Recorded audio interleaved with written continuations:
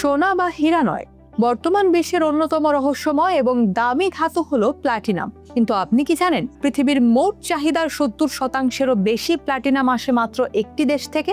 কেন এই ধাতুকে সাদা সোনা বলা হয় এবং কোন দেশের একচ্ছত্র অধিপতি? মাত্র কয়েক সেকেন্ডে জেনে নিন এই মূল্যবান ধাতুর গোপন ইতিহাস।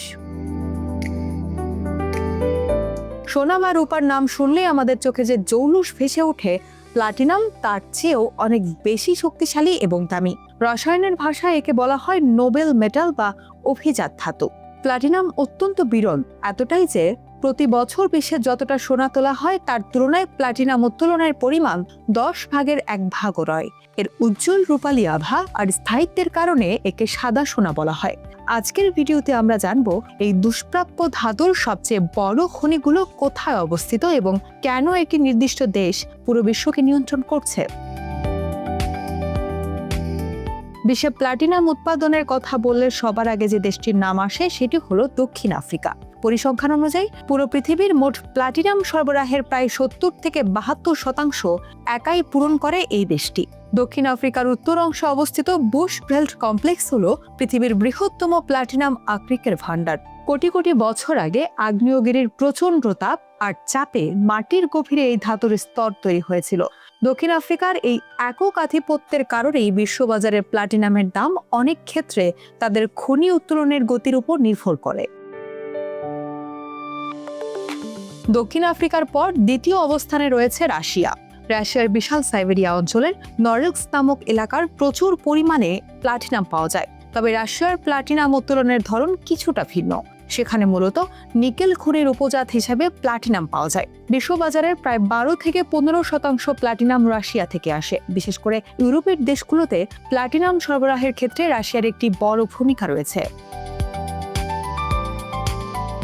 তৃতীয় প্রধান দেশ হিসেবে নাম আসে জিম্বাবুয়ের। আফ্রিকার এই দেশটির গ্রেট ডাইক অঞ্চলে উন্নত মানের প্লাটিনাম আকরিক পাওয়া যায়। এছাড়া উত্তর আমেরিকার দেশ কানাডা এবং যুক্তরাষ্ট্রেও সামান্য পরিমাণে প্লাটিনাম উত্তোলন করা হয়। তবে দক্ষিণ আফ্রিকা বা রাশিয়ার তুলনায় এই দেশগুলোর উৎপাদন খুবই নগণ্য। তবুও মহাকাশ গবেষণা এবং স্থানীয় ইলেকট্রনিক্স শিল্পে নিজেদের চাহিদা মেটাতে এই দেশগুলো নিজস্ব খনি ব্যবহার করে থাকে। প্লাটিনাম উত্তোলন করা সোনার চেয়ে অনেক বেশি কঠিন এবং সময় সাপেক্ষ। 1 আউন্স প্লাটিনাম তৈরি করতে প্রায় 10 টন আকরিক পাথর উত্তোলন করতে হয়। খনি থেকে আকরিক তুলে তা পরিষ্কার করে বিশুদ্ধ প্লাটিনাম বের করতে প্রায় 5 থেকে 6 মাস সময় লাগে। এছাড়া এর গলনাঙ্ক অত্যন্ত বেশি হওয়ায় এটি রিফাইন করতে প্রচুর শক্তির প্রয়োজন হয়। বিরলতা এবং এই জটিল প্রক্রিয়ার কারণেই প্লাটিনামের দাম সবসময় আকাশচুম্বী থাকে। আমরা কেবল গয়না হিসেবে প্লাটিনামকে চিনলেও এর আসল ব্যবহার শিল্প কারখানায়। বিশেষ করে আধুনিক গাড়ির সাইলেন্সারে থাকা ক্যাটালিটিক কনভার্টার তৈরিতে এটি অপরিহার্য, যা বিষাক্ত ধোঁয়া কমিয়ে পরিবেশ রক্ষা করে। এছাড়া ক্যান্সার চিকিৎসায় ব্যবহৃত কিছু ঔষধ, দাঁতের ইমপ্ল্যান্ট এবং হার্টের পেসমেকার তৈরিতে প্লাটিনাম ব্যবহার করা হয়, কারণ এটি মানুষের শরীরের ভেতরে কোনো ক্ষতিকর বিক্রিয়া করে না। রকেট ইঞ্জিন থেকে শুরু করে আধুনিক স্মার্টফোনের সার্কিট সবখানেই এই ধাতুর উপস্থিতি রয়েছে। পরিশেষে বলা যায় দক্ষিণ আফ্রিকা কেবল একটি দেশ নয়, বরং বিশ্ব প্রযুক্তির চাকাকে সচল রাখার এক বিশাল শক্তির উৎস।